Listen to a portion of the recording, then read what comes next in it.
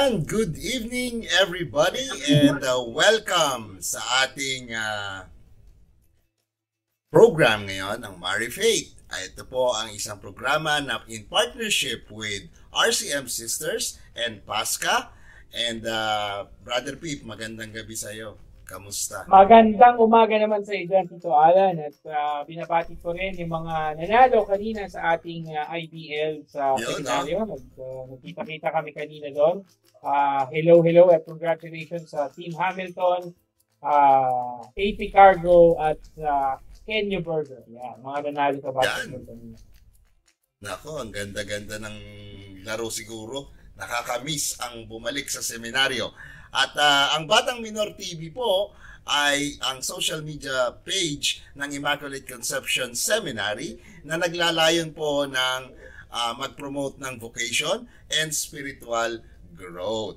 At isa po sa aming mga programa dito sa Batang Minor TV ay ang Mari Faith. Makinig, mag-reflect about faith. At nako, wag na natin patagalin. Isama na natin yung ating mga co-host dito. Hello po, magandang gabi, Sister Pearly and Brother Carlo. Kamusta po? Magandang gabi po sa inyong lahat.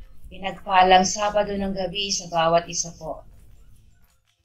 Magandang gabi po rin sa inyong lahat. Yung mga nasa Pilipinas at yung mga nasa abroad. Magandang gabi. 6 months na tayo ba? 6 months na lang. Lahati tayo ng taon. Pasko na naman. Ay, Merry Christmas na. Merry Christmas. Malapit na ang bear. Malapit na naman ang mga bear. Malapit na lumabas si Jose Marichan. Ang favorite ni Kuya Alan. Ako. Kumusta na kayo, Kuya? Nako, sister, napakabuti po at napakaswerte natin. Ngayong gabi, kasama natin yung mga nanonood na mga katekista, sakristan, mga tao sa parokya para pag-usapan ng isang napapanahon, isang usapin na dapat ay alam na natin. No? Parang ito ay refresher course. No? Dahil may mga bagay na sa panahon natin ay akala natin ay tama, pero ito yung gagawin natin parang counter-check balance para malaman. Paano ba talaga natin malaman yung deal or no deal? Tutuloy ba o hindi tutuloy? Mga tipong gano'n. Diba? Kaya sister, siguro, Tito Alan, sister, and Kuya Carlo, bago dating simulan ang ating magandang kwentuhan, tayo muna ay sama-samang manalangin. Samahan niyo po kami sa isang maikling pananalangin. Ilagay natin ang ating mga sarili sa presensya ng Panginoon. Sa ngalan ng Ama, ng Anak, at ng Espiritu Santo. Panginoon, kami po ay lumalapit at nagpapasalamat sa iyo ngayong gabi. Nagkasama-sama na naman at nagkatipon kami sa iyong pangalan upang aming pagnilayan, pag-aralan at unawain ang mensahe ng buhay. No? Ang mensahe niya binibigay niyo sa amin sa pang-araw-araw, ang aming mga experiences na kung saan nakakapulot kami ng aral, na dapat namin ibahagi sa iba. At Panginoon, itinataas namin ang aming mga dalangin at ang mga dasal ng mga taong nanonood sa amin ngayong gabi. Tinataas namin ito para na rin makarating sa iyong puso ang aming mga kahilingan, ang aming mga panalangin. Alam mo, Panginoon, kung ano yung mas makabubuti para sa amin, kaya ikaw na po ang bahalang sumagot sa aming mga dasal. Hinihiling namin ang lahat ng ito sa ngalan ni Jesus at ni Maria na aming ina ng laging saklolo ngayon at magpakailanman. Amen. Sa ngalan ng Ama, ng Anak, ng Espiritu Santo. Amen. Amen. Yun, no? At sabi mo nga kanina, di ba, napapanahon ang ating topic. At yun nga yun, napag-usapan natin nung nakaraan, di ba? Balikan lang natin is about marriage and family.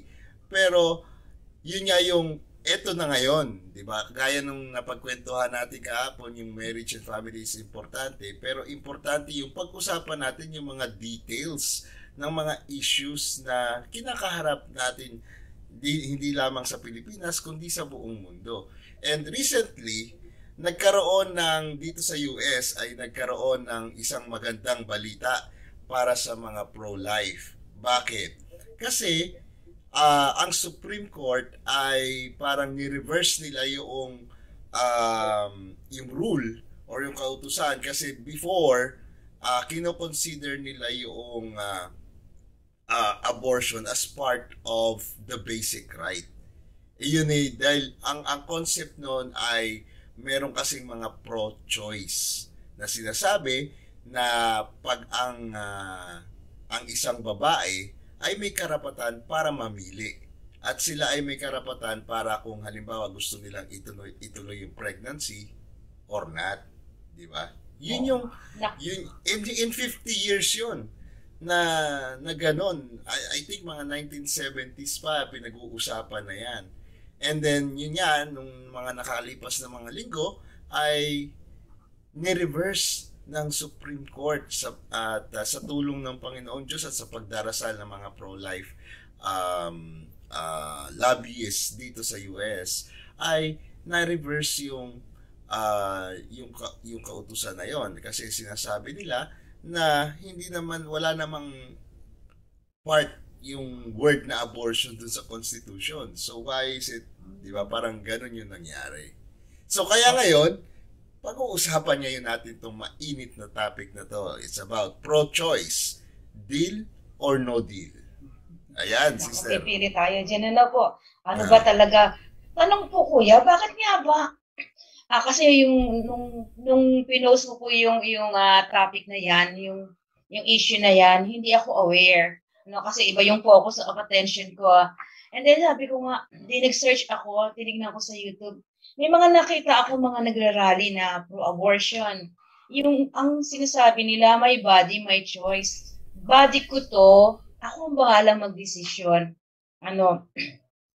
Sabi ko, bakit ba maraming taong confused? Ano ba yung tama? Ano ba yung mali? Diba? Alin ba yung mabuti? Alin yung masama? Parang ano ba ang mga nakaka-influence doon, kuya? Sa tingin niyo, bakit ganun mag-isip ngayon? Kasi diba, even itong mga nakaraang eleksyon, nakapagtataka na bakit ganoon ang kaisipan. Dito rin sa issue na to, bakit ganoon ang kaisipan? Parang ano nangyari dun sa formation ng Christian values natin, mga virtues? Parang ano ba to? Nawala na ba? Or hindi naman intention na nawala, kundi bakit ba unti-unting napapalitan o unti-unting yung mali nagiging tama at yung tama ay nagiging mali? Ano sa tingin niyo po? Ano ba mga possible, Kuya Carlo? Nakamute ka, Kuya. Kuya Carlo, nakamute Ako po, okay na po ba? Ako bilang parent, concerned din ako dyan. Sapagkat ngayon, yung konteksto nga ng Catechetical Directory, isinaalang-alang yung digital culture at saka yung globalization. Yung dalawang bagay na yun. Which makes information, exchange of ideas faster. Hindi kailangan lumabas ang bata para makasagap ng kung ano man, ideas, kaisipan, etc. Sa cellphone niya lang sabi nga the world is at the tip of your finger. So isang pindot lang, nakakarating na siya kung saan-saan, nakakasagap na ng kung ano-ano. And dahil dyan, siguro yung tinatawag na information overload at saka yung influence nito, yung digital culture at globalization. Wala nang Philippines, wala nang USA. There is one global village where all of us are part of it. So dahil dyan, sa exchange of communication, ideas, etc., nag-iiba na yung kaisipan. So, sad to say, yung mga impluensya ng mga institusyon na traditional like the church, the family, nata-challenge o naku-compromise yung influence nila because of this. So, kaya up to what extent nangyayari yung ganyan, parang talagang yung mga parents, catechists, and yung nasa institution, kailangan tingnan talaga ito seriously. Totoo po yun na dahil sa social media, hindi na natin alam alin ba yung totoo, alin ba yung mga credible dyan, hindi na natin masala. Di ba? Unlike nung halimbawa may libro, so ayan yung libro, alam mo na ito ay yung author nito ay credible, so pwede mo paniwalaan. Sa social media, hindi mo alam. kahit na minsan ang nakapost ibang pangalan nakalagay, hindi mo alam hindi rin pala sa kanya galing. Yun ano po. Siguro po pwede rin natin tingnan yung may iba pa po bang anggulo para masabi natin paano ba nagkakaroon ng misinformation itong mga tao? Ito po ba ay may kinalaman sa formation ng conscience or sabihin na lang natin pwede po bang ito ay dala ng kahirapan na kusa na lang pinipili or dahil sa kahirapan nagiging ignorante tayo sa tama at mali. Ano po? Anong Kuya Pip? Ako, sister, sa akin po ay hindi po dapat maging dahilan yung pagiging, yung sinasabi niyo, kahirapan o yung poverty na para maging ignorante. Ang isa sa nakikita ko naman, based nga sa sinabi ni Kuya Carlo, because of the information dissemination, ay pinaliwanag niyo na rin, sister, sa dami sa dami ng left and right na makikita mo sa Facebook. Pinost ni ganito, ni-retweet ni ganito. There's no chance for us to validate, no? At yung pag-validate na yon, meron namang, sister, naniniwala ako na kada isang tao ay merong pamamaraan kung paano mo ma-validate. No? Para sa akin, paano mo validation? Number one, if it is in favor sa lahat, pabor mo sa lahat 'yon. Pangalawa, ito ba ay nakabase doon sa ating pinaniniwalaan. No? Lahat naman po tayo, mayroong pinaniniwalaan. Alam natin kung anong tama, alam natin kung anong mali. Katulad nung na-open ni Kuya Alan na topic. Kung tayo, pinaniniwalaan natin na ang buhay ay sagrado kahit na ikaw ay magkaroon ng teen pregnancy because of hindi magandang pangyayari, igalang mo pa rin yung buhay. Dahil sa ating pinaniniwalaan, lahat ng buhay ay mahalaga. So there's no room for our belief sa ating paniniwala. There's no room of doubt na dapat itilin yung buhay na dinadala mo. So meron ka pa rin sense of balance. Kaya lang, sister, ang sa akin, naniniwala ko, pagka kasi marami nang gumagawa at nadadala na tayo nung marami nang gumagawa ito, siguro tama ito. Yun. Doon na parang minsan nagkakaroon na confusion. Dahil marami gumagawa, tama, pwede. At tanggap naman pala eh. So sa ganyang aspeto po, kayo po, tatlo ay married. Gaano po ba kalaki yung responsibility ng mga parents to save, kumbaga, para maprotektahan ang mga anak? Kasi dati pinoprotektahan mo lang sa masamang mangyari sa labas. Ngayon sabi nga ni Kuya Carlo, nasa dulo lang ng daliri. Doon mo po protektahan. So gaano po ba yung responsibility ng parents dyan? Actually, sister, kung i-compare ko yung pagiging magulang ko ngayon, hindi magulang in sense ng gulang, pero pagiging parent. Kasi di ba nga, yung mga magulang ko, yung formation sa akin, kagaya ng palagi ko nababanggit, iba. Ganon din kay Brother Pip, dahil nga galing kami sa minor seminary, di ba? So, iba yung naging approach ng formation namin. Naturuan kami ng magulang namin, naturuan kami sa seminaryo, and kumbaga ngayon sa akin, ako actually may pagkukulang din in terms of formation sa mga anak ko kasi una, malayo ako. So one factor 'yun. 'Di ba? Parang kahit anong sabi ko sa kanila, kung hindi naman sila dito sa tabi ko, hindi talaga mahirap eh. Mahirap i-form, 'di ba? Pagka malayo ka. 'Yun yung isang factor na parang nagiging challenge. Yung sa panahon natin ngayon, sister, 'di ba? Lahat tayo busy, lahat tayo ay bilang isang parent kailangan nating magtrabaho para meron tayong maipangtustos para sa ating pamilya. At kadalasan nakakalimutan natin yung aspeto ng pagpapalaki sa ating mga anak, 'di ba? Dahil sa sobrang busy, minsan inaano na lang natin sa mga lola or sa mga kasambahay, doon na lang tayo nagre-rely sa pag-aalaga ng ating mga anak. 'Di ba, Brother Carlo? Actually, ako I live by a consolation prize, Kuya Alan. Tungkol doon sa influensya kasi parang karibal na natin yung social media at yung parent. Ano yung consolation prize ko? Yung human nature itself. Hindi naman tayo pinanganak na mayroong hawak na gadget nung lumabas tayo sa sinapupunan ng ating mga magulang. Kahit yung future generation, they were not born with gadgets in their hands. So, ibig sabihin, ang nature pa rin ng tao is yung human relationship na actual, face-to-face. At that is my advantage sa bahay. Nakikita nila ako flesh and blood kaysa yung virtual. Alam naman natin yun kahit na nung nagkaroon tayo ng mga creative, like halimbawa kami nagbisita iglesia na virtual. Nakikita mo yung sasakyan, tumatakbo, nandun na kami sa kamay ni Jesus, etc. But meron ka pa rin mararamdaman na something is missing that the virtual tour cannot give you. Na only flesh and blood can give. So, ibig sabihin, ilalabas ko yung mga anak ko, kakain kami, mamamasyal kami, and that's still a real human experience. Hindi yan kayang agawin ng digital culture sa akin. Although, I do not deny the fact na may influence sila. Pero, siguro, mag-focus ako doon sa kung saan ako lamang as a parent. Flesh and blood, real experience, face-to-face. That's what I can provide na yung digital world cannot give them. So, kailangan ko lang laging diskubrihin everyday ano itong bagay na pwedeng makapag-enhance ng aming relationship as parents, as kami rin mag-asawa, everyday. So, everyday. Pero, Kuya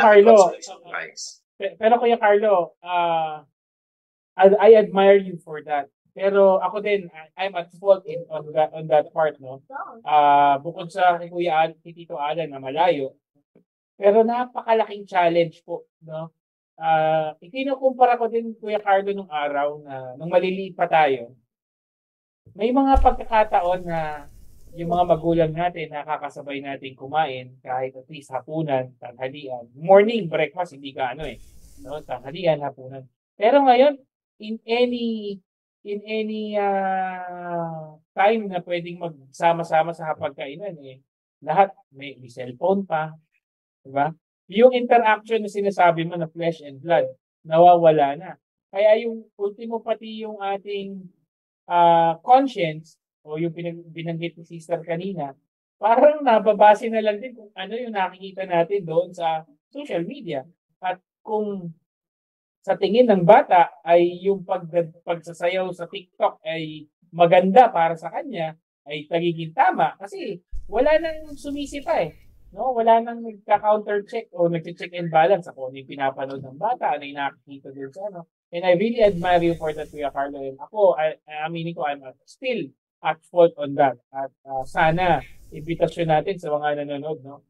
Gawa natin ng paraan na magkaroon pa rin tayo ng interaction na ginagawa ni Kuya Carlo sa ating mga anak, sa ating mga pamilya, kahit gaano tayo kabisi sa mag-aaral. Amen. And kaya nga, ito nga yung napag-usapan nating magandang format ng Marry Faith is tatalakayin natin ngayon kung ano ba talaga yung mga deal or no deal. Kasi nga marami, pagka minsan nakikita natin, pagka lahat sinasabi ganito talaga yung ginagawa na ganyan pag majority ganon, nagiging tama na, pero tama nga ba talaga o di ba? So di ba yun yung question. Kaya yung unang topic natin for this particular episode is about pro-choice, di ba? Yung sinabi nga natin kanina na maraming tao ang nagsasabi na ako may right ako sa aking katawan, so I have the right to privacy, and so ako yung magdedesisyon whether, especially sa mga babae, na whether kung gusto niyang ituloy ang pregnancy or not, di ba? So yun yung malaking topic na tama ba yun? Ano ba yun? Deal ba yun or no deal? Di ba, Brother Carlo? No deal. Para sa akin, babalik tayo sa origin. No deal. Paano ba yung no deal? Balik tayo sa creation story, although that's metaphorical. Pero I believe that yung karapatan o yung right o yung freedom is not absolute. Hindi siya absolute kasi hindi naman tayo Diyos eh. We were created in the image of God and we were given rights as stewards even to our own bodies. Katiwala. So, hindi ka may-ari. Pati katawan mo hindi mo pag-aari. Ano yung proof dyan? We have so many, di ba, sa science, sa pag-aralan natin, marami tayong involuntary muscles. Kahit natutulog ka, hindi mo inuutusan yung puso mo na to beat, di ba? Kahit natutulog ka, hindi mo inuutusan yung paghinga mo. Yung sistema sa katawan natin, paano nag-circulate yung dugo, is beyond our control. Hindi natin pwedeng utusan ang blood pressure natin is 120 lang over 80. So in short, wala tayong control on so many things in our bodies, which is an indication that by nature, we are not in absolute control of even our own bodies kasi stewards lang tayo. To claim that I have absolute right over my body is against our very human nature. So, hindi yan ang design sa atin.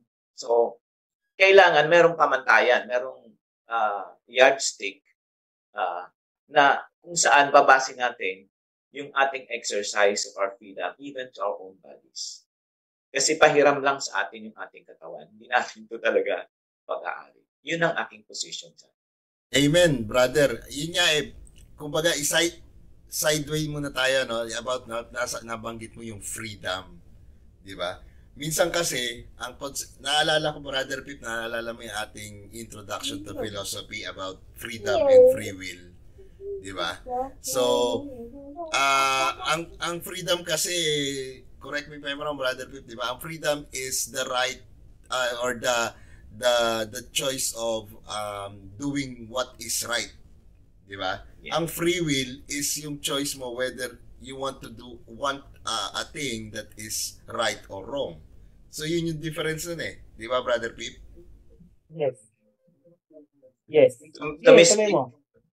To mistake notion. Yes. Yeah. So, minsan nagkakaroon po kasi ng kumbaga parang misconception. Pag sinabing freedom, kumbaga may kalayaan ako, may freedom ako. Kahit na mali yung iniisip mo, freedom pa rin 'yon. Hindi po freedom 'yan. Kumbaga based doon sa philosophy, yung freedom po is yung paggawa ng kung ano yung mabuti, kung ano yung tama, 'di ba? What is right. Yung free will po, yun po yung binigay sa atin ng Diyos, free will to choose what is right and what is wrong. So meron po akong free will whether I want to go to left or I want to go to the right side. Yeah. So, yun po yung misconception. So, balik tayo doon sa sinabi ni Brother Carlo, di ba? Tama, di ba? Sabi niya, no deal. Kasi nga, it began, kahit sa creation, nandoon eh. Di ba? So, Brother Pip. Naku, Kuya Alan, ang sa akin naman, no deal din ako, no? No deal. And to add on what you guys said already, pag sinabi mo kasing freedom, may misconception or confusion na tayo kagad na freedom, malaya tayo. But still, yung pong any form of freedom or any form of kalayaan, meron ka pa rin kaakibat na responsibility, duties and responsibility. So kahit na free, meron kang freedom na, di ba, meron kang freedom na magsigarilyo sa loob ng bahay. Dahil bahay mo yon. You have the freedom to smoke cigarette. But kung meron kang katabing bata, kasama ka sa bahay, meron kang responsibilidad din. No? Kahit na may freedom kang gawin yon sa loob ng bahay o ang isang bagay, meron ka ring responsibilidad dahil hindi lang ikaw yung maapektuhan. At considering na doon tayo sa topic ng pagdadalang tao, no? Meron kang duty meron kang duty as a human being. Kung may nabubuhay sa iyo, di ba? Duty mo na pangalagaan yung buhay. Kasi isipin mo, paano kung ikaw naman, yung pagkakataon na ikaw naman yung pinagbubuntis. At ganun din yung naisip ng nanay mo sa'yo. Ay, ayoko. Ayokong ituloy ito. Dahil hindi maganda, hindi ko kaya. Mayroong duty, may responsibility yung nanay mo na no pinanganak ka. Eh kung ikaw yon, di wala ka, di ba? So sa akin, never nating dapat tanggalin yung sa concept ng freedom na hindi porke freedom malaya tayong gawin kahit ano, no? Malaya tayong pumili na gawin yung tama at yung hindi. Kasi meron tayong duties and responsibilities, hindi lang sa sarili natin dahil hindi naman tayo solo lang. Sabi ko nga sa example ko sa bahay, hindi naman ako solo lang, may mga anak ka, may kasama ka sa bahay. So, meron kang responsibilidad sa kanila din. So, At yun saka isang... maidugtong ko lang doon, Yes, Kuya Kuya Carlo, Pete. go ahead. freedom ends where freedom of others begin.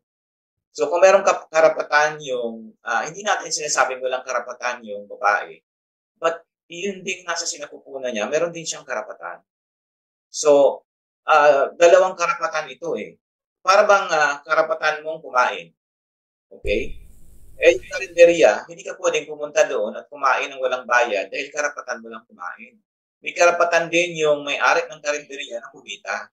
So, yeah, you have to respect that. Yung freedom ng mo at freedom din ng iba. So, yun lang Amen. ang tingin ko.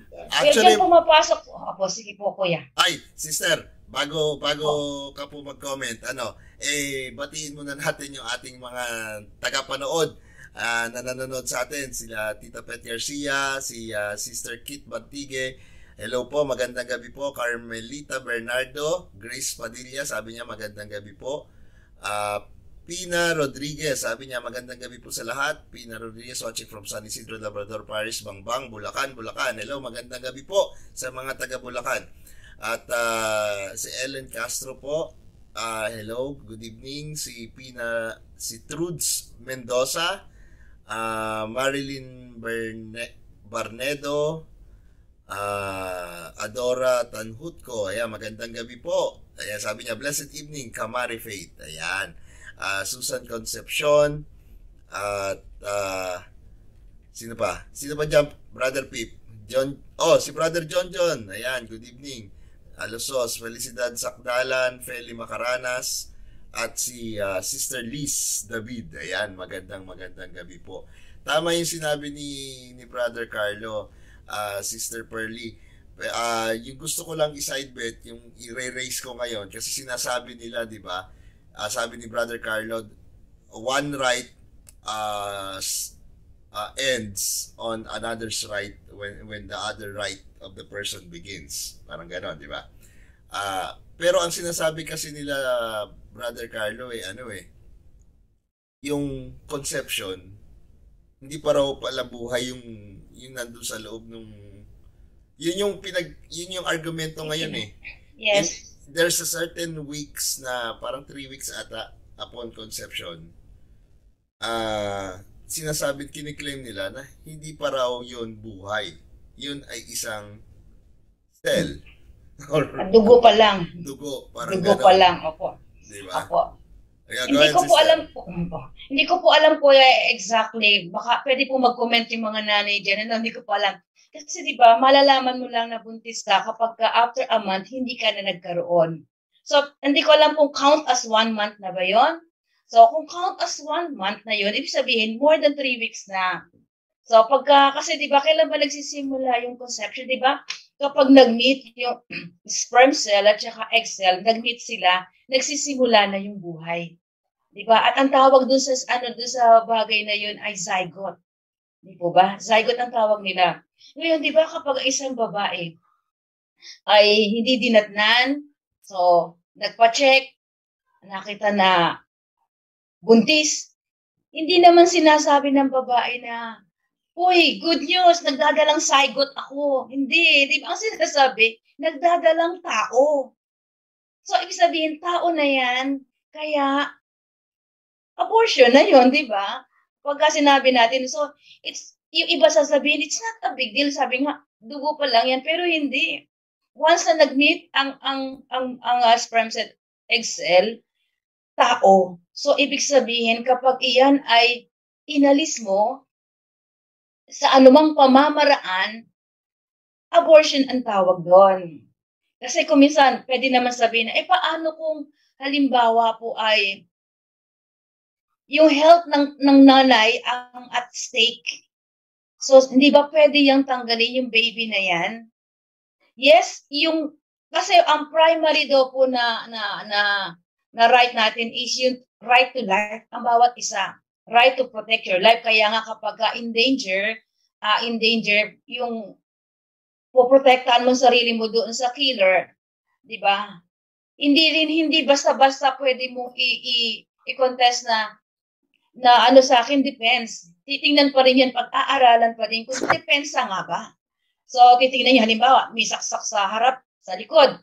Titingnan nyo sa ibang anggulo, kung saksak sa likod, hindi depensa yan. Diba? Intention na yan. So, kahit sabihin natin depensa, pero ang pinag-uusapan natin dyan, yung buhay Ikaw, dinidepensahan mo yung sarili mo, yung buhay mo. Kung ikaw, sa tingin mo, at stake yung health mo, yung buhay mo, you have the right to save your life. Yung bata, sabi nga ni Kuya Carlo, may right din yung tao na yan. Pareho kayong may right. So, ang papasok po dyan yung paano yan didesisyonan. So, kapag ka po ang pamamaraan ay direct intentionally na ma-abort ang bata, wrong. Yan po ang sinasabi ng CCC. Wrong. Pero, halimbawa, yung pamamaraan para ma-save yung nanay, kailangan i-abort yung bata. Wrong pa din daw po yun. Pero kung hahanap ng paraan na hindi siya magiging abortion, halimbawa, yung pinaka-safest way para ma-save yung bata. The safest way para yung na mga procedure para yung bata ay ma-preserve pa din yung buhay dyan. Pero kung sakaling pag ginawa iyon at namatay, wala na po tayong doon. Walang kasalanan doon kasi ginawa mo yung best para i-save yung bata. So, consequence yun ng pagsisave sa both, pero talagang hindi pwedeng ma-save na pareho. Kasi merong ganyan na, may kakilala kami somewhere in Bulacan, I forgot the name, na nagka-cancer yung nanay, tapos kailangan mag-chemotherapy. So, ayaw ng nanay na i-abort yung bata. Hindi pwede. Parang ayaw niyang pumayag na gano'n ang procedure. So, nag-undergo siya noong chemotherapy at the same time protecting yung baby. Sa awa ng Diyos, buhay yung bata and healthy at buhay yung nanay. So, yung mga ganun bang parang hindi ka agad-agad na pwede nating ibigay kaagad ang solusyon kaagad is abortion. Ano po? Bakit? Kasi ang pinoprotektahan pa rin natin dyan ay bata. Hindi po ba? Kahit na yung iba ngayon, yung issue na, kasi sa simula pa lang ay nakita na ang bata, yung bata sa tiyan ay hindi magiging normal. So, okay na ba na i-abort na lang kaysa maging miserable ang buhay? Ano ang sagot po natin doon, di ba? Hindi pa din. May right, kay kompleto isip niyan, kay kulang ang katawan niyan, may right pa din po siya sa kanyang buhay. Sabi nga ay, hindi pwede, kumbaga parang innocent yan, walang kalaban-laban yung ating babawian ng buhay. Di ba napaka-cruel naman nun? Ito nga pandemic, natakot tayong mamatay. Itong pandemic, minahal natin ang gusto ang buhay natin at ang ating kapwa. Bakit yung baby hindi natin mamahalin? Sabi nga sa ibang bansa, pag sinaktan mo ang hayop, may kaso ka. Pero, legal ang abortion. Asaan doon, di ba? Deal or no deal? Sagot nga po kayo. Deal or no deal po ba? Yun nga, sister, ang sabi nga ni Father Edgar nung nagkikwentuhan kami about this topic, very selfish yung understanding nung sabi mo nga kanina, sister, di ba? Parang halimbawa kung nakita naman sa ospital na yung bata ay hindi magiging normal, i-abort na lang ba? It's very selfish kasi it is for the convenient nung nagdalang tao nung nag-create nung bata, di ba? At Actually nga, yung dito sa US, ano ko lang, marami dito sa US na parang normal na lang yung ano yung mga kalakaran and nung pagka binabasa ko yung mga dahilan nila, especially yung sa pro-choice, parang it's all sa akin I feel like it's all being selfish. It's all about I and me and myself. Ganun palagi yung kanilang yung argument nila, yung mga prepositions nila is puro I, me and myself. Purong paano ako, paano yung yung mangyayari sa akin, which is very very selfish, which is taliwas dun sa turo na natutunan ko sa simbahan na it not just being just me, but it's also with others too, di ba? May responsibilidad din tayo sa ating kapwa, di ba? So and based doon sa aking naobserbahan ng yung mga kaisipan dito sa United States, kung titingnan natin yung in terms of yung sa abortion, bakit ba natin pinag-iinitan yung batang nabuo na conceive, di ba? Pero tingnan natin ano yung root cause. Bakit ka ngayon nag-conceive? Di ba? Ang problema po kasi dito sa US, sister, Brother Carlo, Brother Pete, ang sex po kasi is nagiging recreational na. Hindi na wala nang kumbaga my life is an open book. Bago ako mag-asawa, ang buhay ko pagdating sa ABS-CBN po ako ng araw. Alak, babae, sugal. Saint Augustine pala to, Saint Augustine. Alak, babae, sugal. At alam yan ng mga nakakakilala sa akin at yun hindi ko po itinatago at lahat yun pinagsisisihan ko na po. Kumbaga dumaan ako doon sa ganong experience. At yun nga, ang nagiging konsepto ng karamihan sa atin ay, at sa na-experience ko na yung pagdating ng sex recreational. Especially sa mga teenagers dito sa United States. Big deal sa kanila dito yung about the virginity. Kailangan ma-virginize ako at a certain age. Oh. Whoever will do that. Ganun. Bakit? Saan nakikita? Sa TV. Actually, ina-advertise nga yung about contraception. Ina-advertise yung pills na at ang dun sa concept ng kanilang advertisement sa commercial is parang recreational na lang talaga yung sex. Kuya, sabi nga nung kaibigan ko po, kuya naalala ko dyan, may nagkwentong kaibigan ko, na-shock siya nung pumunta sa US. Alam mo po, nung umalis daw yung anak ng kaibigan niya, ang sabi ng nanay, don't forget to take your pills. Nanay ang nag-remind, ha? Diba? Parang ganun ang concept. At hindi lang po 'yon sa US. I've heard na pati sa Europe ganun din ang nangyayari. At yun po yung nakakalungkot na nawawala po yung kumbaga para kasing pleasure yung sex. Totoo naman, pleasure naman talaga 'yon. Talagang, 'di ba? Pero ang problema, nagiging nawawala yung sister yung sanctity. Yung sanctity. Opo. Diba? Na the reason why we have this thing called sex is because this is our responsibility to procreate. Yes. Opo. Di po ba?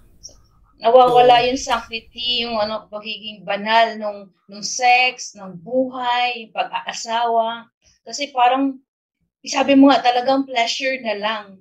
Hindi po ba? Hindi malinaw sa lahat na ito ay biyaya ng Diyos. Kung titingnan natin at gagamitin sa tamang paraan, sa tamang intensyon, ito ay biyaya. Ang nakakalungkot pang isa, kuya, ay diyan sa issue na yan. Nag-browse na ako ng mga articles. At isa sa nakita ko is ang presidente pala malungkot sa naging resulta, no? Ay. Ang presidente ninyo ay malungkot sa isang resulta. Sabi ko, nakakatuwa naman din, ano? Hindi ako natutuwa sa resulta, ay sa sa sa kumbaga reaction ng presidente, kundi yung kahit pala ayaw ng presidente, pagka gusto ng ng committee, 'di ba, ng mga justices diyan, kailangan nilang ipasa o hindi ipasa ang isang bagay kahit na hindi gusto ng presidente. Sabi ko, mainam yun At kumbaga walang say. Kasi 'di pa meron naman talagang yung kung sino yung hire sa when it comes to making decisions para sa country. Ang isa pang nakakagulat po dun, Kuya, ay yung isang article na since na ito ay illegal na, hindi na po ito legal sa US, ang tinuturo ngayon ng writer is saan ka pwedeng mag-abort? Nearest is Canada and then Mexico. Even kumbaga i-discuss pa na doon na high cost kapag sa Canada. Pupunta ka doon para mag-abort kasi medyo mahigpit sa Canada dahil pag ang intention mo ay mag-abort, hindi ka papayagan na makapunta ng Canada. And at the same time, mahal ang proseso. Wherein kapag daw somewhere in Mexico, which is cheaper to go there, and at the same time, pwede kang bumili ng over-the-counter na mga gamot. Ganoon ka. Sabi ko, diniscuss pa nila kung saan pwede. Even in the Philippines, Kuya, alam niyo bang may mga cases na, di ba, sa atin hindi yan legal? Alam niyo ginagawa ng mga may pera? Magsasakay sila ng mga boat, lalabas ng Pilipinas, trabaho to ng mga mayayaman, at doon mag-a-abort. Outside Philippines. Akala ko pupunta sa Quiapo doon sa gilid ng simbahan ng Quiapo. Pang yung Kuya, pang-poor. Pang-poor. Yung pang-rich. Saka hindi effective yung sister. Meron kasi akong, total, binabanggit niya, no? Nung during 90s, late 90s, year 2000, marami, nung pumutok yung issue ng gusto may abortion, actually, sister, may lumapit sa akin. Ito, naikumpisal ko na rin naman. At alam din ng wife ko to. May lumapit sa akin. Sabi niya, brother, hindi ko talaga gusto yung, tulungan mo naman ako. Pero, alam niyo, sister, yung gamot, yung Cytotec. Kuya Carlo, alam mo yun, Cytotec. That gamot is sobrang tapang and they put that directly sa babae para patayin yung sa loob, yung baby. And unfortunately, hindi namatay yung bata.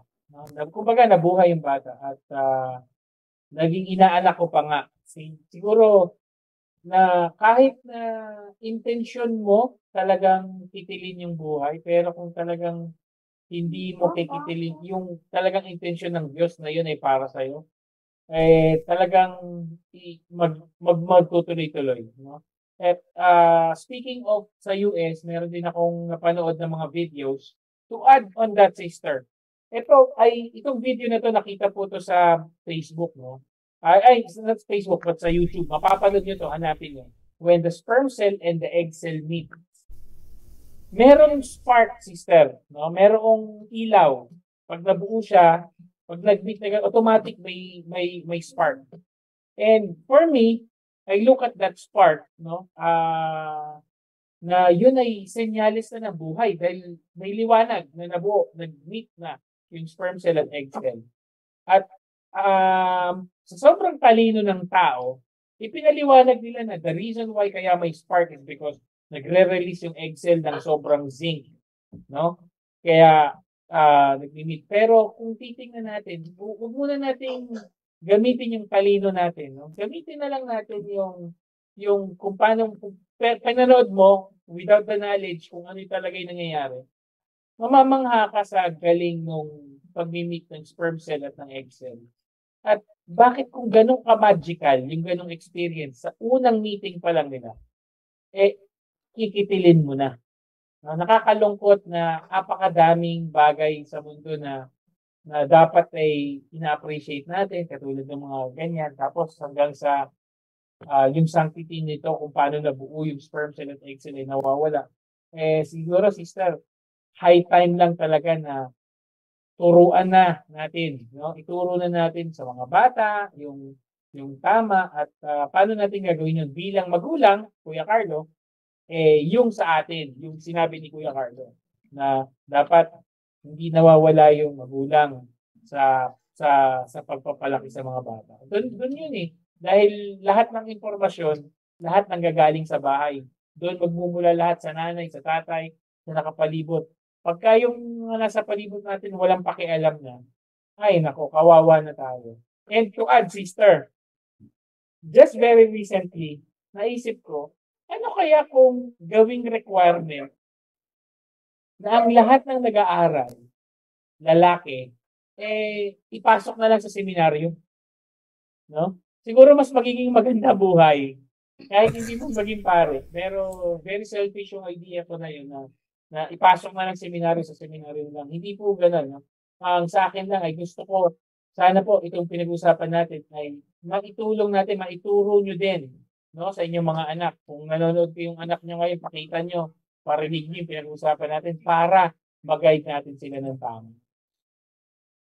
Okay po. Yes, Brother Kasi Carlo. sinabi nyo, Sister Pearly, tsaka ni Kuya Pip, the question really is, yung debate ng pro-choice tsaka pro-life, minsan nagkakasundo sila na tanggapin ang sanctity of life. Nagkakasundo naman ng ganun eh, banal ang buhay. Ang hindi pinagkakasunduan, kailan nag-uumpisa yung buhay? Sa moment ba of conception o anong stage inire-recognize na meron ng life? Kaya ang tanong ko dyan, yung usapin ba about the beginning of life is purely biological or there is a spiritual dimension in it? Kung purely biological, di magdidebate tayo doon sa fertilization, conception, pag naging fetus na, etc., etc. Doon sa mga stages of life, magdidebate ng ganyan. So, kaya sa akin, ang tanong doon is this purely biological? Or ang buhay ba is purely biological life? Or it's both? Kasi sa turo natin, body and soul ang person. Yes. Hindi ba? So, yung spiritual side, for example, sa Jeremiah, anong verse ba yung sinabi niya kay Jeremiah before? Ano yung sabi niya? Parang before I formed you in the womb, I knew you. Mm-hmm. So, recognition ba yon na doon nag-uumpisa yung buhay? So, I think yun ang isa sa mga pinagdidibatehan ng pro-life at pro-choice, yung saan nag-uumpisa yung buhay. At saka, doon sa pwede naman sila nagkakasundo doon sa normal, yung sinasabi natin sanctity of sex. Tapos yung abortion, hindi dapat gawin under normal circumstances. Pero I think ang debate is doon sa hindi normal circumstances. For example, ni-rape ng kamag-anak. Okay? Tapos, batang-bata pa, nasira yung kanyang future. So, is there a way to abort the baby para mabigyan ng magandang kinabukasan yung bata at saka maiwas sa skandalo? So, iyan ang yung irregular na yan Doon parang mas mainit yung debate. Kasi meron akong nabasa na article na parang morally permissible yung term. Morally permissible kung mag-a-apply ka ng contraception 10 days after the incident. Parang ganun So, it's not considered abortion. Morally permissible. Hindi sinasabing yun ang ideal So, ano yung take ninyo sa ganyan? Sa scandalous yung pagbubuntis, tapos within 10 days, pwede bang payagan na tawag hindi abortion kundi may contraception na i-apply? Is it morally permissible?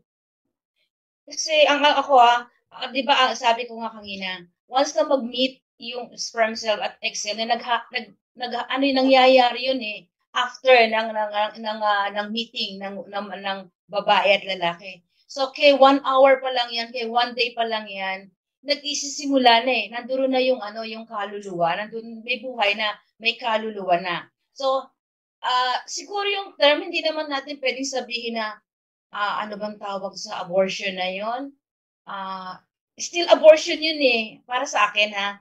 Abortion pa din yung kahit na 10 days pa lang. Kasi Pero ang yung book tinater, yung tinatawag na double effect, you yes. are actually intending to do good, but the side effect is parang may casualty. Kaya nga ang tawag is not morally permissible. Kasi ang mas tinitingnan yung objective mo na to do good. But in the process of doing that, merong casualty which is yun nga. So, hindi siya sinasabing hindi tinatanggap yung argument na may buhay doon. But that is a consequence of doing good doon sa side noong babae. Katulad ng binanggit ko din, Kuya Carlo, kanina, kapag intention mo, ang intention mo kaagad to save the mother in whatever way, o ano, sa kahihiyan o sa buhay, hindi pa rin talaga resort yung word na abortion. Pero pwede nga na magplano, mag-isip ng kumbaga possible way na kung saan both ay masasave. Ngayon, kung along the process, after the process, ang nag-offer ng buhay ay yung sanggol, hindi yun kumbaga licit yun. Licit kasi nandoon yung doing your best to save both. Tamang yung procedure. Halimbawa, mayroong kailangang inumin. So, nandoon pa rin yung hope mo na hindi ito makarating sa bata, na hindi maapektuhan yung bata, mahigpit talaga yung kapit ng bata. So, kailangang operahin. Alam ko parang merong gano'n na operahin, inilabas muna yung bata. Hindi ko lang kung saan ako nakita yun sa Facebook or sa YouTube na inilabas muna yung bata, inoperahan kung ano dapat operahin sa loob ng nanay, and then ibinalik yung bata. Ganon yun, kumbaga, ano yung posible? So, hindi po siya abortion kung sakaling mamatay. Kasi naging consequence yun ng pagsasave. Kasi dapat dalawa isasave, kaya lang hindi pwede. Pero sa una pa lang, tatanggalin ko yan intentionally para masave yung nanay. Abortion yun. For me kung ito isang argumento na, pero yung alam ko, yun ang side ng simbahan. Kung gawin ang pinaka-best para masave, maprotektahan ang buhay. Kaya nga 'di ba sa canon law sinasabi, itong abortion ang ano yan is excommunication. Kaya nga it is a reserved sin. Kaya ito ay hindi basta-basta pinapatawad ng isang pari na wala siyang hindi siya nag-grant ng permission ng obispo. Diba? Powers. Wala siyang power, wala siyang power. Kaya alala ko yung kwento ng isang pari. May nag sa kanya, may nag-confess, yan, reserved sin. Siyempre, alam natin anong steps at mga kailangan sa confession. So, dapat nandoon yung amendment na hindi ko na ito uulitin. So, sinabi ng pare, kasi habang nangungumpisan yung babae, parang wala lang. Parang yung pakiramdam niya, wala lang. Kasi meron nangungumpisan na takita mong umiyak talaga na nagsisisi. Okay? Makikita mo yun talagang taos sa puso yung kanyang pagsisisi. Itong babae daw na yan ay hindi niya ganong maramdaman. Pero at least nangumpisan, alam niya ang proseso. Alam niya ang dapat. Pero hindi niya masyadong makita yung talagang nagsisisi siya sa ginawa niya. So, nang tinanong niya, nangangako ka ba? Bago niya bigyan ng absolution, ang tanong niya, nangangako ka ba na hindi mo na ito uulitin? Ang sagot ng babae daw hindi ko po maipangako. Kaya sabi ng pare, hindi kita mabibigyan ng absolution, bumalik ka na lang kapag firm ka na hindi mo na uulitin. Ganoon kasensitibo yun di po ba? Ganoon kalaki yung, problema o basta ganoon kalaki yung issue ng abortion, kaya dapat pag-usapan. Dahil ang mga, sabi ko, kamukha nung sinabi natin kanina sa simula, bakit ganoon? Hindi na alam ng mga, lalo ng mga kabataan ngayon na it is a big deal. It is a big deal. Hindi yan problema lang ng ano ba yung isusuot o pangit ba o maganda, tama ba o mali Hindi ang pinag-uusapan natin dito buhay. Napaka-banal, napaka-sacred ng buhay. Una-una ito ay galing sa Diyos. 'Di ba? Sa creative kumbaga action, kumbaga ng Diyos. Ito ay galing sa Diyos. Kaya ito hanggang sa huling sandali ay nakaugnay lagi sa Diyos, kaya ito ay banal. At ang end nito supposed to be ay nasa sa Diyos. Ang end nito supposed to be ay ang Diyos. So, ito'y galing sa Diyos, ang Diyos ang nagbigay, ang Diyos lang ang pwedeng bumawi. Alam niyo ba yung kwento niya, yung isang santa na ano pangalan nun? Yung pangalan ng santa na Gianna Mola. Alam niyo po yung naging santa yan. Doktor siya, isang doktora. May mga anak na po siya. Tapos yung kanyang huling pagbubuntis, delikado. So hindi na ina-advise na ituloy niya kasi nga mamamatay siya. Pero dahil doktor siya, ang sabi niya, no, kasi doktor ako, ang pangunahin naming gampanin ay magligtas ng buhay. Protektahan at magligtas ng buhay. Ngayon, iti-take niya yung lahat ng risks para mabuhay yung bata. So talagang kumbaga yung buong pagbubuntis niya talagang delikado, sa bed lang siya. Pero naisilang niya yung bata. Naisilang niya, naligtas po yung bata. Pero siya po ay namatay din later on. Pero dun sa kanyang mga diary, nakita kung gaano ka-holy yung tao na to. Mula pagkabata, yung kanyang buhay, pagtulong, pagmamahal sa kapwa, hanggang sa huling sandali ng buhay niya, pagmamahal sa kapwa. Kaya, alam niyo po nung siya ay yung buhay yung anak niya, isa doon sa anak niya ay naging pari. Kaya nung kinanonize po si Saint Gianna, nandun yung mga anak. Nandoon, nagkon-celebrate yung anak na pari na ginawang santa ang kanyang nanay dahil sa pagmamahal sa buhay, pagmamahal at pagprotekta. Naging mabilis ang proseso ng kanyang pagiging santa dahil ito yung gusto ng simbahan. Di po ba? Ito yung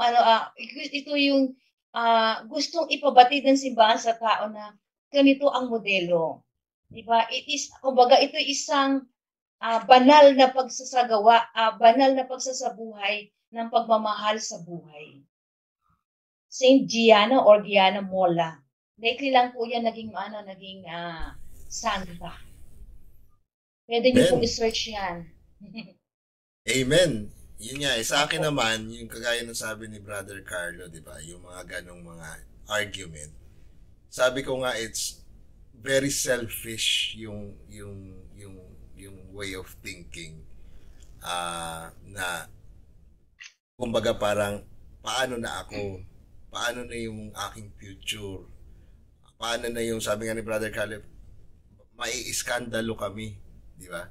Parang ganun yung yun yung palagi yung preposition, which is sa akin na personally ay hindi aligned doon sa tinuturo nung kung tayo ay nagre-reflect sa mga pang-araw-araw na gospel at tinuturo sa Biblia, tinuturo sa simbahan, sa catechism, di ba? Parang ang layo na ang inaano nga natin is sanctity of life, di ba? So, walang walang kumbaga walang buts yun. Basta pag sinabing sanctity of life, we have that responsibility to take care of our life and also the life of others. Di ba? Yun yung sabi nga ni Brother Carlo kanina, di ba? Brother, sabi mo, tayo yung yung caretaker nitong mundo, which is buhay, mga puno, buhay yan. Yung mga ibon, buhay yan, di ba? Yung mga hayop, buhay yan. So, wala dapat na kumbaga ay makakaalis doon sa konsepto na we have to be really pro-life, di ba? And ang argument niya, sabi, paano kasi na-rape o ganito. So, di ba lahat ng action may mga consequences.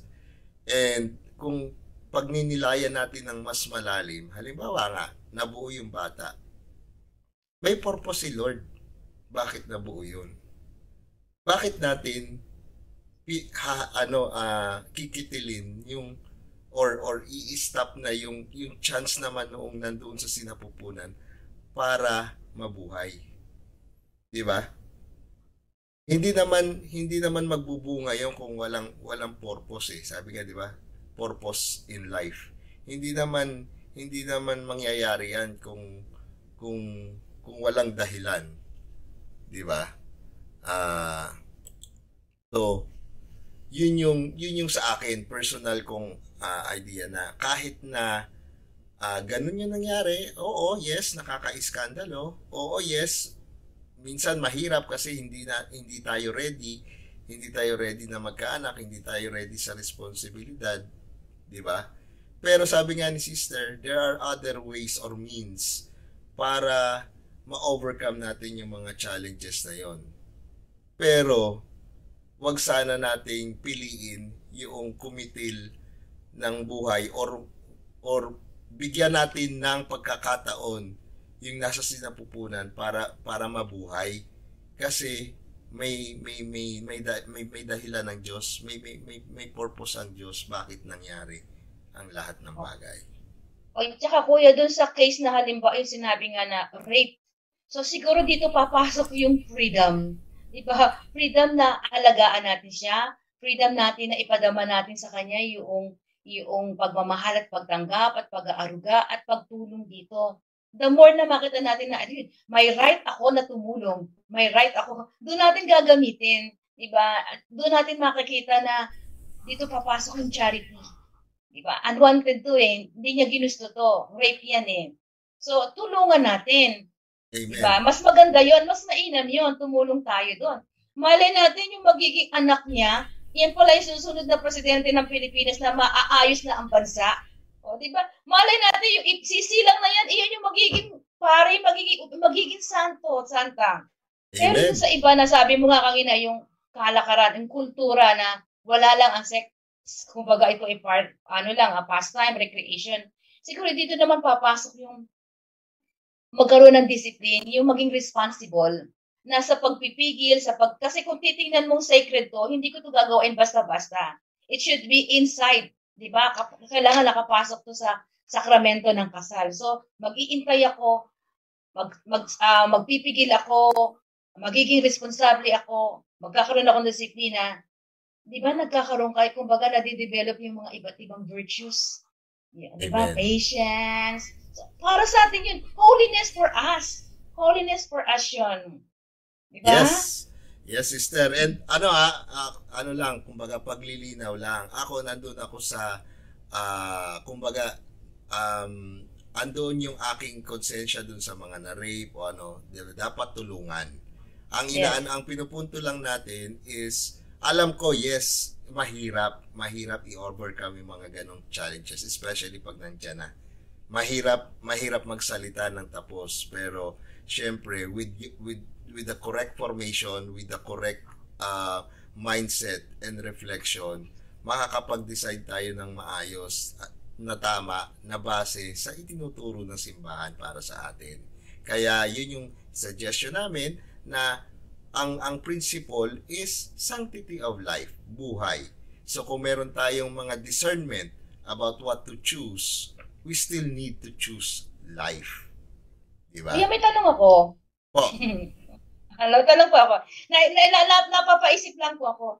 Bakit umabot ng 50 years? Diba? Para desisyonan? At bakit ngayon, sabi ko, sa tingin nyo, meron po bang kinalaman ang pandemya sa ganitong desisyon ng mga Americans na alam natin napaka-liberated? Sa tingin po ninyo, kasi alam natin ano yung pinotektahan natin ng pandemic. Tapos ito, yung pag-aalaga sa buhay. Sa tingin ninyo, meron ba tong connection sa naging, yung kanilang decision po ba ay na-influensyahan o yung influencer dyan, na-influensyahan po ba yun na karanasan natin for the past more than 2 years? Ano po yung Kuya Alan? Decision ng Supreme Court? Was it a Supreme Court decision? Yeah, it's a Supreme Court decision. Which is declaring constitutionality of a law. So, mula pa sa Congress yun. Tama po ba? Oo. So, sinabi ng Supreme Court, constitutional yung batas kasi ganito, ang mga pro-choice, sinasabi nila, meron kasing Bill of Rights. May Bill of Rights, 14th Amendment, Ang sinasabi kasi doon na lahat tayo is have the right to privacy. Tapos pinasok ngayon nila sa argumento from that yung right to privacy, every person has their right yung sa sarili nilang katawan. Okay. Kasi privacy nga. So may rights. Yes. Yun doon nila pinasok. Ngayon, itong sa Supreme Court may naghain ng petition na to review, ni-review nila. And after their discernment, nakita nila na wala naman nakalagay, hindi malinaw sa Constitution yung about abortion.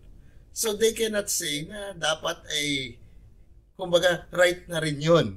Kasi hindi naman nakalagay, even the word abortion is not included in the Constitution. So, di ba? Parang ginagawa mo lang ng kwento. Ginagawa mo lang ng dahilan, di ba? And yung sa question ni sister, hindi ko po personally, wala pong connection.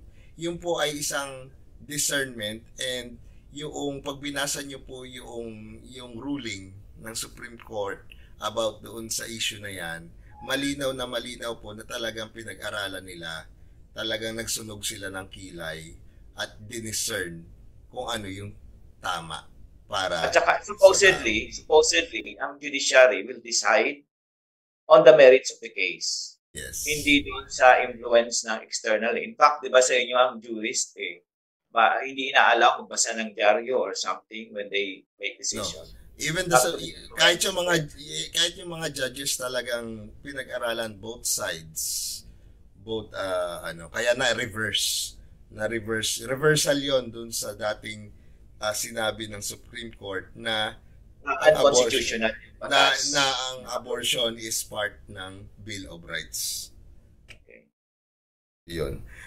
Saka baka gumagalaw na rin talaga, sister, ang Espiritu Santo. Yun for 50 years, laging panalo yung abortion rights. Lagi silang panalo in every ruling. But after 50 years, ito na.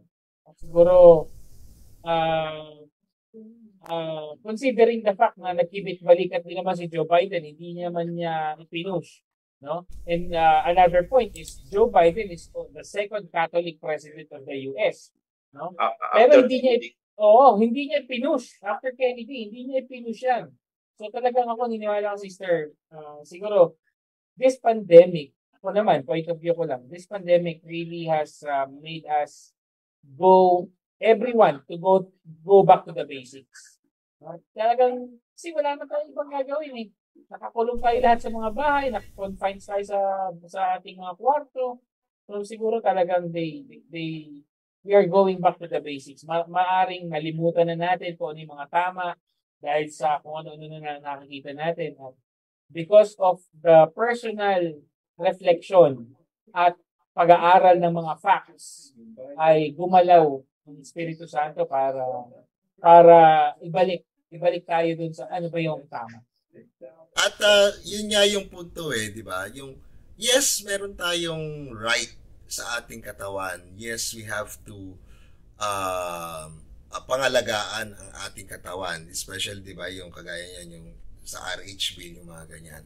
But like what we said earlier, 'di ba? Yung karapatan natin, yung right natin ends when another person's right begins. Yes. And ang concept nito is pag nabuo ang bata through sex, nabuo yung bata sa sinapupunan ng nanay, yan ngayong bata na yan ay may karapatan para mabuhay. Yes. At hindi lang right yun, Tito Alan. Kaakibat ng right ng bata na mabuhay, may responsibility din. So, Yes. yung freedom mo... That's the freedom. Yung freedom mo, merong rights. May rights ka doon sa freedom mo at meron ka ding responsibility doon sa right ng ibang tao. Pero yung minsan nagsasabi nila, I have the freedom to choose. Hindi po freedom yun. You have the free will to choose. But your freedom dictates that you have to save life and you have to be pro-life. Yes. Check. Kaya yung usapan natin, sister, is freedom absolute? No. Hindi siya absolute. Hindi absolute po yung binigay. Sabi ng Diyos pangalagaan mo. Diba? Pero- Sa Genesis 1. Pangalagaan, hindi abusuhin. Pero kung walang ibinigay na batas ang Panginoon, absolute 'yon. Meron tayong dapat sunding batas. So hindi siya absolute. Amen. Kung Sa absolute yung Garden freedom, of Eden, hindi absolute, di ba? Merong pinagbawal na tree. Pwede yung gawin lahat. Pero meron, kasi freedom is not talaga absolute. Maganda itong i-quote ko yung galing sa Catechism. Binigay yan natin si Sister Pearlie tungkol sa freedom. Sabi dito, Catechism paragraph 1733. The more one does what is good, the freer one becomes. There is no true freedom except in the service of what is good and just.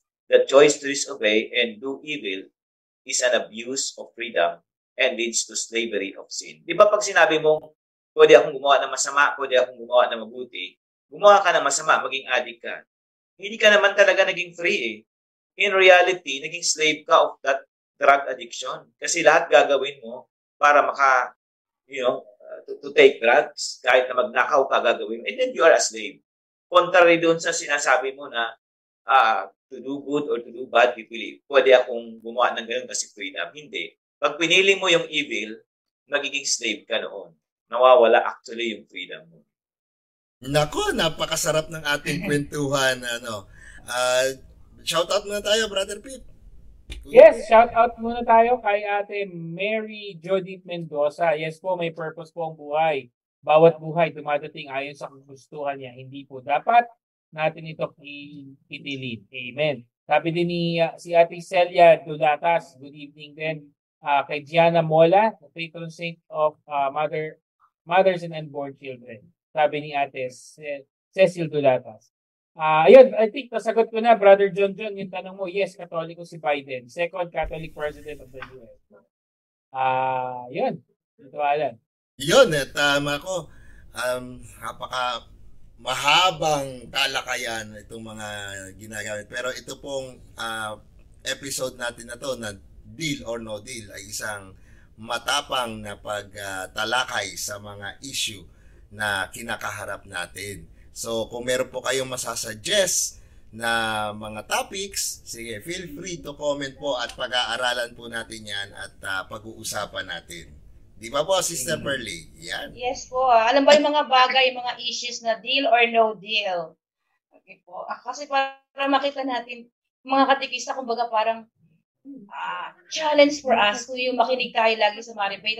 Makita natin paano po ba natin tutugunan, paano po ba natin pangangatwiranan, paano po ba natin poprotektahan, paano po ba natin i-share sa iba yung ano yung tama, ano yung mind ng church. Hindi basta mind na nakuha natin sa TikTok, mind na nakita natin sa mga social media.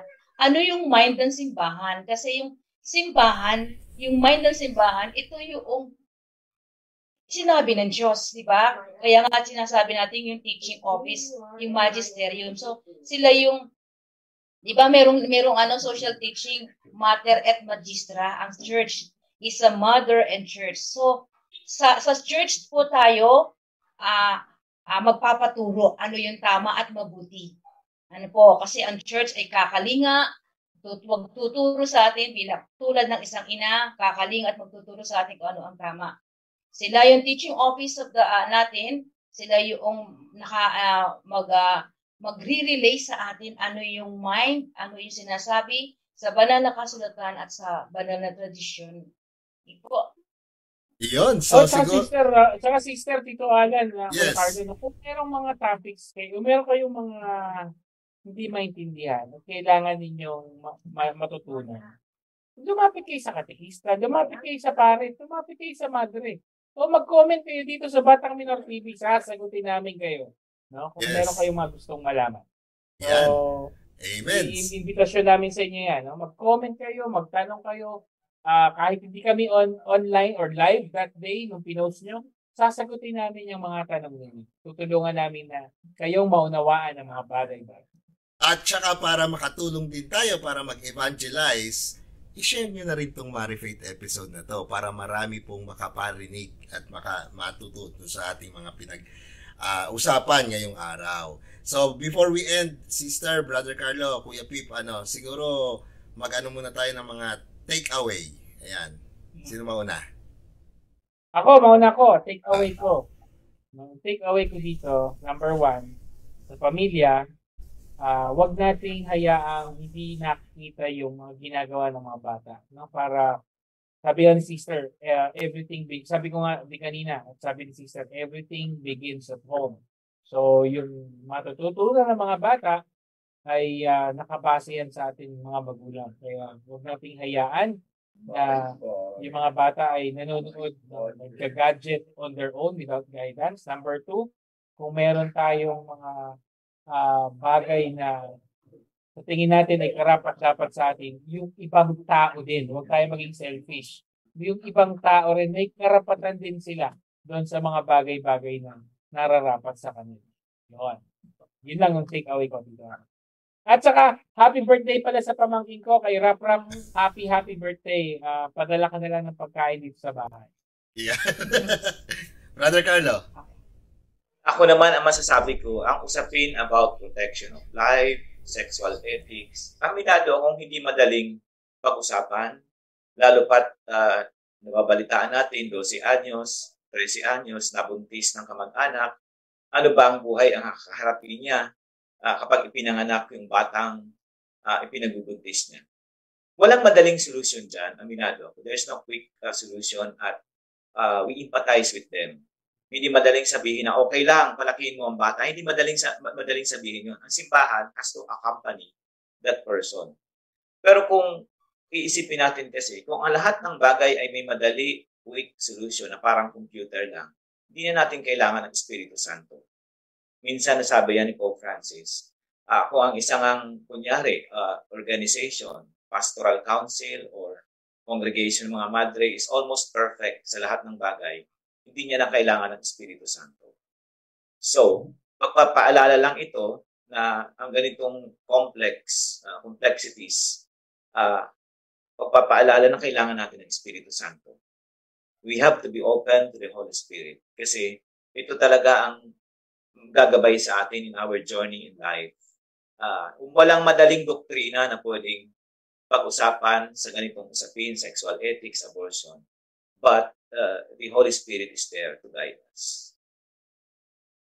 Sir. Ako po, sa akin po, para sa mga katekista, ayan, syempre, para sa mga katekista, huwag po kayong magsawa o huwag sumuko. Huwag tayong huminto sa pagtuturo kung ang alam natin ang ating pinoprotektahan, ang ating pinopromote, ay ang kasagraduhan ng buhay. At doon sa mga hindi po katekista, ganun din po, huwag mahiya, huwag matakot, huwag magdalawang isip kung ang ating ipoprotektahan o ang ating ipopromote ay ang buhay na kaloob ng Diyos.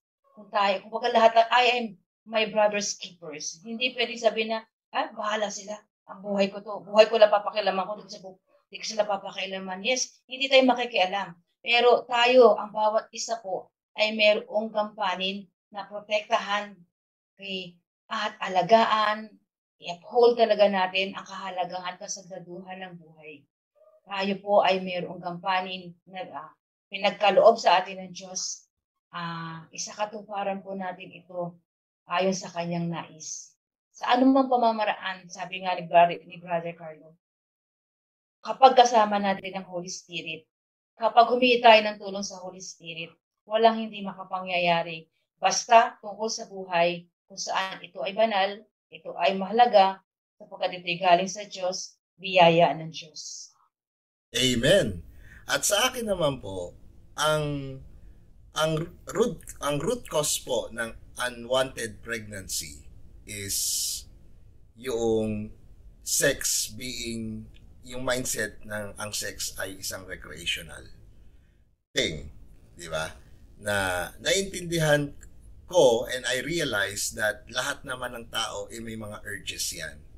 And I just found out about a month ago or 2 months ago na sa mga urges merong may solusyon So you have to seek a medical doctor to help you about these urges na to. Kung talagang hindi mo mapigilan. Meron pong, especially dito sa US, may pinapainom para medyo, o kaya kumain ka papaya. Yan. o kaya Tito Alan, pagka yung time mo, mag-sacristan ka. O punta ka simbahan. Maglingkod ka sa simbahan. Kung hindi pa rin mawala, this time natin. May medical punta ng doktor. Merong solusyon. So, you have to seek medical attention. So that is something that meron po talaga. But eventually, kung magdi-discern tayo about something, ang buhay ay sagrado. Ang buhay ay mahalaga. At yun yung konsepto na aking natutunan ngayon. Ako, to tell you honestly, before, when I was still young, nagdedebate ako about abortion. Nakikipagdebate ako nung araw sa mga kaklase ko about it, and I was kind of going or leaning to doon sa pro-abortion dati. Pero now I have realized how important life is. And yun yung mahalaga. Na yung maliit na yon, pag nag-meet na, remember, that is cell, that is life. Doon tayo nagsimula, lahat tayo nagsimula tayo sa isang cell. At yun ay buhay. Yun ay buhay na buhay. Kaya no buts pagdating sa life, but we have this this option to seek other ways on how to overcome yung mga challenges na sabi nga ni Brother Carlo, di ba, mahirap, and we empathize doon sa mga namumroblema. We empathize doon sa mga nangangailangan ng tulong. And yun nga yung aking, kumbaga, parang hamon din sa ating lahat na tulungan natin yung mga taong may mga challenges para hindi sila, kumbaga, hindi na nila maisip na ang abortion na lang ang tanging solusyon. We have to help these people. We have to guide them, and we have to journey with them. Sabi nga sa Sino, di ba? Journeying. Yan. Amen, Kuya Pip! Yes, at ako, salamat Tito Alan, Sister, Kuya Carlos, sa ating mga nakasama, sa mga nag-comment, kila Ate Cheryl, kay Jane, kay Josie, kay Jace, kay John. Maraming salamat po. No? Huwag kayong magsasawa sa pagsama every first Saturday of the month dito sa ating Marites. Siguro, Sister, marapat lang na ikaw na muna ang mag-end ng ating panalala. Ikaw na magbigay ng final prayer to end our program tonight. Amen. Okay po. So, sa ngalan ng Ama, na Anak at ng Espiritu Santo. Amen. Papuri sa iyo, Ama, Anak at Espiritu. Sa gabing ito ay pinagkalooban niyo po kami ng kakayahan na matalakay ang mga bagay na magbibigay halaga sa buhay. Buhay na iyong kaloob. Tulungan niyo po ang bawat isa sa amin na magkaroon ng lakas ng loob, na ipamalita, na ibahagi ang pagpapahalaga sa buhay ay pagsunod at pagmamahal sa Diyos at sa kapwa. Tulungan niyo po kami at bigyan kami ng karunungan na palaging piliin ano ang tama at mabuti. Palakasin niyo po kami sa aming kahinaan. Bigyan niyo po kami ng tamang pananalita. Ibukas niyo po sa bibig namin ang mga dapat namin sabihin. Bigyan niyo po kami ng lakas na kung sino ang amin dapat kausapin upang ang buhay ay manatili para sa iyong kaluwalhatian. Ang lahat ng ito po ay samot dalangin namin sa pangalan ni Jesus na nabubuhay at naghahari. Kasama ng Banal Espiritu, magpasa walang hanggan. Amen. Amen. Mahal na Birhen ng Guadalupe, Ipanalangin mo kami. sa ngalan ng Ama, ng Anak at ng Espiritu Santo. Amen.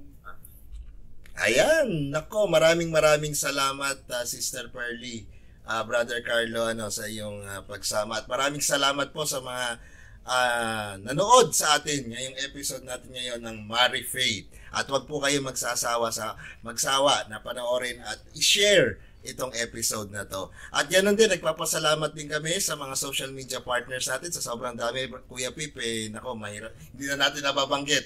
At, alam nyo na po kung sino kayo sa social mga SOCOM ng mga parokya. Maraming po salamat sa suporta at patuloy nyo pong i-promote ang Batang Minor TV dahil ito po ay para po sa Immaculate Conception Seminary, hindi lang po sa minor but pati na rin po sa major to promote vocation. To promote vocation and spiritual growth. Ayan, Kuya Happy Pip! birthday pala! Happy birthday pala kay Father Pros! Oy! Yes! Yes!